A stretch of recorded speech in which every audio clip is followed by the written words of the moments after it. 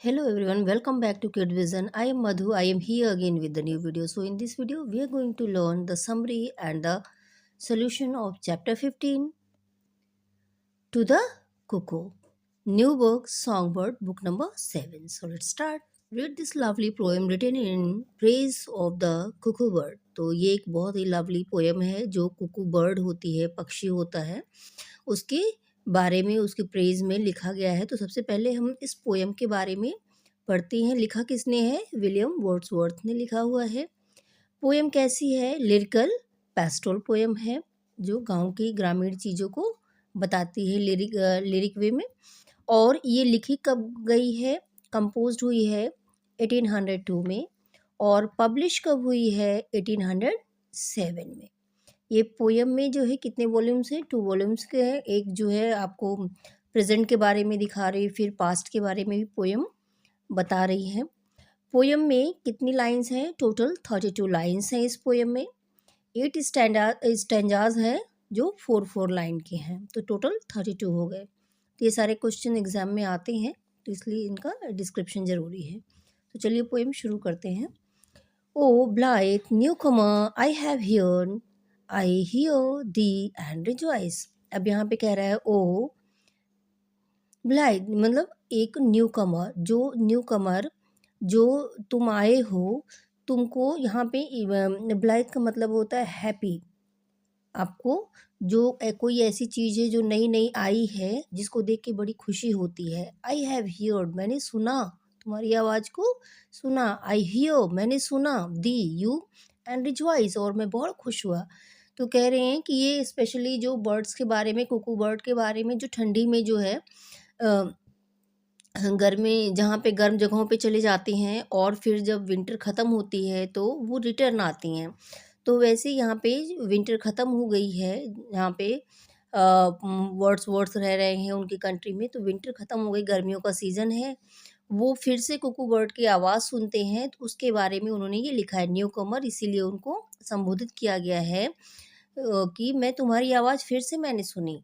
तुम आ गए हो फिर से और तुम्हारी आवाज़ मैंने सुनी और मुझे बड़ी खुशी हो रही है तुम्हारी आवाज़ सुन के। ओह कुकू शैल आई कॉल द बर्ड, ओ कुकू क्या मैं तुम्हें पक्षी बुलाऊं, बर्ड बुलाऊं? और बट ए वंडरिंग वॉइस, और या तो पक्षी बुलाऊं या तो एक भटकती हुई आवाज़ बुलाऊं, वंडरिंग वॉइस बुलाऊं, क्या बुलाऊं तुम्हें? While I am lying on the grass. अब यहाँ पे पोएम जो लिखी गई है अभी यंग एज मतलब जो प्रेजेंट में है, वो विलियम वर्ड्सवर्थ एक मैन बन गए हैं। वो यंग हैं, वो लेटे हुए हैं घास पे, तब वो पक्षी की आवाज़ सुन रहे हैं और उन्होंने इस तरह से पोएम को लिखा उसके बारे में सुनने के। तो वो कह रहे हैं वो जब वो आवाज़ भी सुन रहे हैं तो वो घास पे लेटे हुए हैं। उस समय उन्हें कहीं से कुकू की आवाज़ सुनाई पड़ती है। तो कह रहे हैं while I am lying on the grass, जब मैं घास पे लेटा हूँ, thy twofold shout I hear, मैं तुम्हारी आवाज़ दोहरी आवाज़ सुनता हूँ। मीन्स तुम्हारी आवाज़ मुझ तक 2 तरीके से पहुँच रही है। From hill to hill it seems to pass, ऐसा लग रहा है कि ये एक हिल से दूसरी हिल पे पास हो रही है, गुजर रही है। At once far off and near, कभी तुरंत ही ऐसे लगता है कि पास से आ रही है और सडनली लगता है कि दूर से आ रही। तो तुम्हारी ये दोहरी आवाज़ मुझे आ रही, नज़दीक से भी सुनाई पड़ रही है और दूर से भी सुनाई पड़ रही है। दो babbling only on the well of sunshine end of flowers, तुम्हारी आवाज़ कहाँ-कहाँ जो वेल मतलब ये घाटियों में जो है गुजर रही है, तुम्हारी आवाज़ वहाँ से घाटियों में गूंज रही है। बैबलिंग मतलब गूंजना होता है। तो आवाज़ पूरी घाटी में गुजर रही है। ऑफ सनशाइन धूप में चारों तरफ मिक्स हो रही है।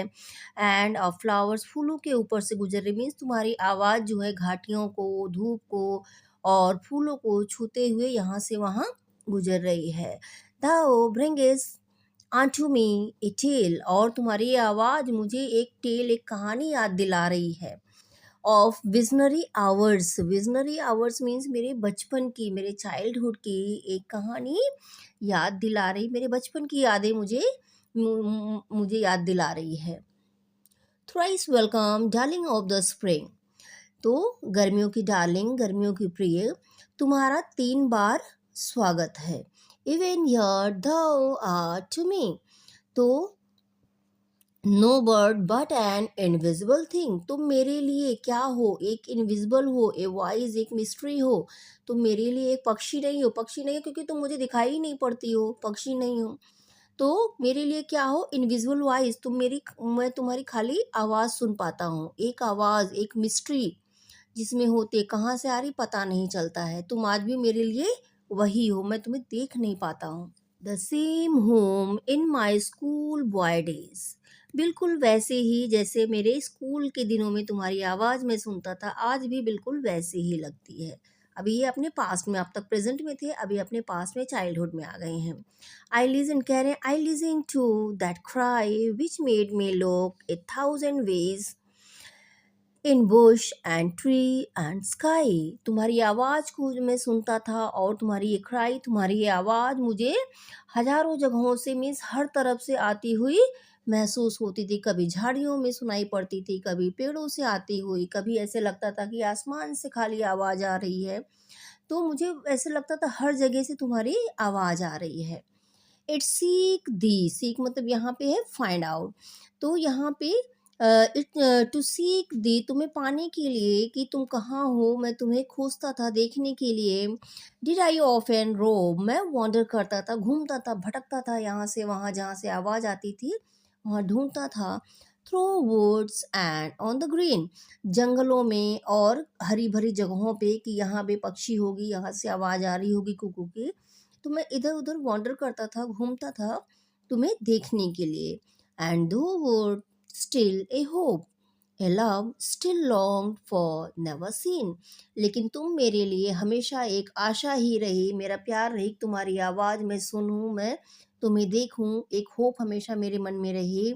और वो डिज़ायर, लॉन्ग्ड यहाँ पे है कि डिज़ायर स्टिल लॉन्ग फॉर, और ये डिज़ायर मेरी आज भी है, फॉर नेवर सीन, क्योंकि मैंने तुम्हें कभी देखा नहीं। मैं, मेरी डिज़ायर है कि मैं तुम्हें देखूं, ये डिज़ायर बचपन में भी थी और आज भी है।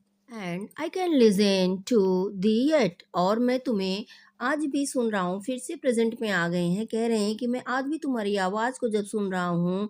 Can lie upon the plain, plain पे यहाँ पे लेट के, एंड लिसन, सुन रहा हूँ, टिल आई डू बेगेट, और एक्सपीरियंस कर रहा हूँ तुम्हारी आवाज़ को। दैट गोल्डन टाइम अगेन, अपने उस चाइल्डहुड को, तुम्हारी आवाज़ मैं अपने बचपन में कैसे सुनता था, अपने उन गोल्डन डेज को, गोल्डन डेज मतलब अपने उन चाइल्डहुड को कह रहे हैं कि मेरा बचपन मुझे याद आ रहा है कि मैं बचपन में कैसे तुम्हारी आवाज़ को सुनता था।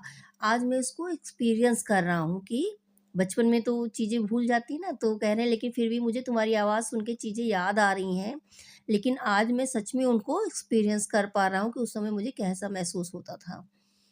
O blessed bird, the earth we pace, यहाँ पे पेस का मतलब है लिव। तो यहाँ पे कह रहा है कि ओ जो ब्लेस बर्ड, तुम जो है, ये धरती जहाँ पे हम सब रहते हैं, again appears to be an unsubstantial fairy place that is fit home for thee. तो कह रहे हैं कि ये जो वर्ड है, जो ये अनरियल वर्ड है, फेरी जैसा लग रहा है, तुम इसको एकदम अनरियल बनाती हो, तुम्हारी आवाज़ इसको अनरियल, जैसे फेरीज होती हैं जिसको कोई नहीं देखता, कोई नहीं जाना, बिल्कुल वैसे लगती है। तुम इसको जो है एक ऐसी जगह बनाती हो जहाँ पे फेरीज रहती हैं, और ये तुम्हारे लिए बिल्कुल सूटेबल परफेक्ट जगह है रहने के लिए। तो होप आपको ये वीडियो पसंद आई होगी। If you like the video please hit the like button, do subscribe my channel and don't forget to share with your family and friends. I will add the question answer in the last. Thank you for watching.